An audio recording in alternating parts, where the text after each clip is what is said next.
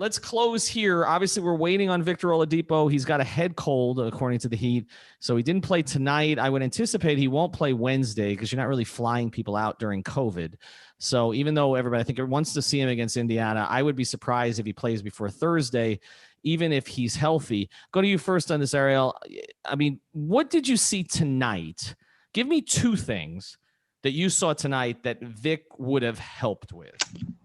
Well, I don't know how much it would have applied to tonight, but as for my first thing that Vic helps with, the perimeter defense, it's an obvious one. This team for the last 2 seasons now has struggled containing quick ball handlers who can get into the paint and collapse your defense. And it's been a problem for a lot of this season. Although the Heat have a really good defense and one of the top 5 defenses in the NBA, the reason they give up, a decent amount of 3-point shots in a lot of their games and teams go on these absolute barrages against them is because ball handlers get into the paint, they collapse the defense, and the Heat defenders are not able to rotate out to the perimeter in time. So Vic helps tremendously with that. He's always been a good defender, and he'll probably guard the other team's best offensive guard just about every night that he's available.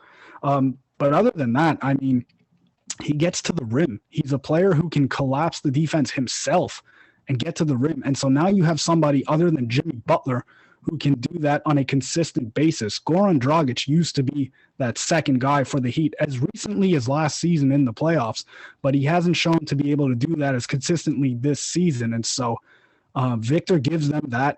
It'll help shooters. It'll help guys like Duncan Robinson and Tyler Hero in that they should get better looks. And specifically with Duncan, he doesn't have to rely almost primarily on Bam to, and the dribble handoff to get his looks at 3. If Victor Oladipo, you add another player who can collapse the defense, and when he does that, he'll be able to spray out to shooters.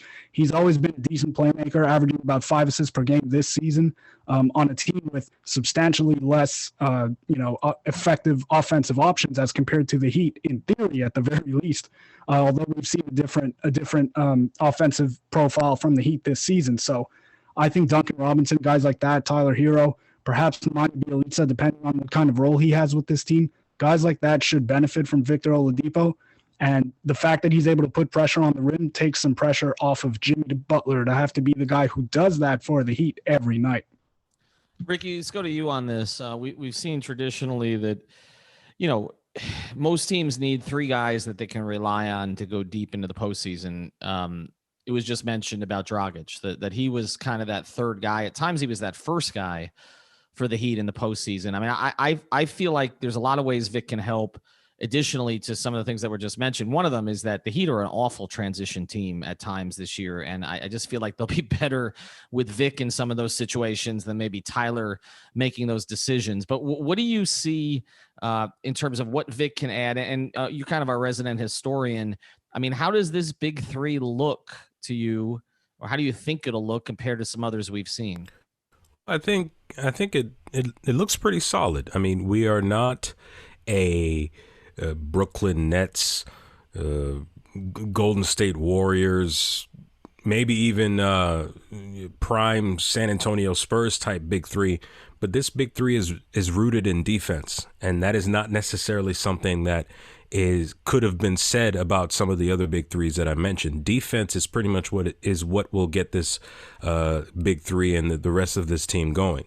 As they follow, Oladipo, Butler, and Adebayo's lead, you're going to see some of that transition kick into gear a little more. And if there's one thing I can say about Victor Oladipo, building on what Ariel just said, if you look at tonight, you'll notice that only 2 players shot 3 or more free throws, and it was Bam Adebayo and Jimmy Butler.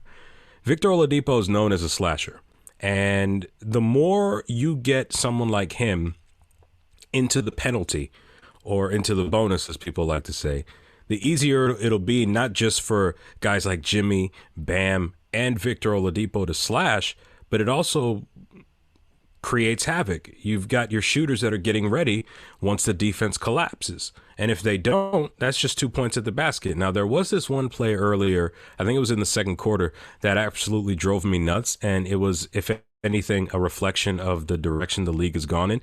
Jimmy Butler was practically wide open in the paint, kicked it out to partially guarded Andre Iguodala, who then missed that three. He could have just had that layup there. That drove me nuts, but unfortunately, that's where the league is going. Ultimately, I think once you have more slashers, it'll make it a lot easier. Goran won't have to attack the basket as much. Jimmy won't have to attack the basket as much. And even once Jimmy and Victor Oladipo get in there, you would think that it'll make Bam Adebayo's job a lot easier, because when you consider you got slashers getting into the lane, dumping it off to Bam, teams are going to have to decide: am I going to want Oladipo to score, Jimmy to score? Are Duncan and Hero waiting along the wings? Is Ariza going to have his legs back, shooting threes and creating even more of a threat from outside? Having one more slasher essentially diversifies the different points of attack, as well as the options on the floor, because once there are more guys attacking the basket, it makes it a lot easier for your resident shooters on this team. That's Ricky. Thanks to Ariel as well. Appreciate everybody joining us tonight. Make sure you check out prizepicks.com. Use the code 5. Chase Signs and Graphics and Miami Grill. He's going to help in a number of different ways, but I think, Ricky, you hit on it, which is that I don't think we've seen a big three that's rooted in defense quite like this one. And it's different. And, I think the approach is, again, Brooklyn's throwing out the three offensive gunslingers. Milwaukee and Miami have three guys who defend. And that's why I think those playoff series can be interesting. They're going to need the complementary pieces to pick it up. Dragic has to play better. Hero has to be more consistent, as does Robinson. But you can kind of see where the Heat went with this, that you're not going to outscore Brooklyn. And, Milwaukee's three defensive players, their three defensive stars, Giannis, Middleton, and Holiday, may be better offensive players overall than the Heat's three. But the Heat are close enough now. And again, it's going to come down to some of the shooting, but you can see they decided to go all in on the defensive side. So I'm curious to see Oladipo. Probably will not see him on Wednesday, likely on Thursday. New podcast tomorrow night. And of course, check out the YouTube channel. Appreciate it, guys. We'll be back tomorrow. Thank you for listening to the 5 on the Floor on the 5 Regional Sports Network.